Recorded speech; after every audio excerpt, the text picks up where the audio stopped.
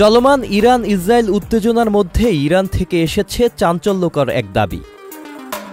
Tehran বলছে তারা দুটি ইসরায়েলি F-35 স্টেলথ যুদ্ধবিমান ভূপাতিত করেছে এবং পাইলটদেরও আটক করেছে। আটককৃতদের মধ্যে একজন নারী পাইলটও রয়েছেন। এই দাবি প্রকাশ করা হয়েছে ইসলামিক রিপাবলিক অব ইরানের অফিসিয়াল টুইটার অ্যাকাউন্ট থেকে। তাসনিম নিউজ এজেন্সি ও মেহের নিউজ সহ একাধিক ইরানি গণমাধ্যমও খবরটির সত্যতা দাবি করেছে। তবে আইডিএফ এই দাবি সম্পূর্ণ অস্বীকার করছে।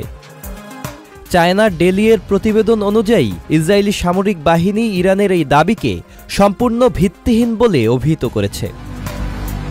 এ বিষয়ে এখন পর্যন্ত কোনো নিরপেক্ষ বা আন্তর্জাতিক সূত্র থেকে নিশ্চিত কোনো তথ্য পাওয়া যায়নি। ফলে ইরানের এই দাবির সত্যতা নিয়ে প্রশ্ন রয়ে গেছে। উভয় পক্ষের পাল্টাপাল্টি দাবিতে মধ্যপ্রাচ্যের এই সংঘাত আরও জটিল আকার ধারণ করবে বলে মনে করছেন বিশ্লেষকরা।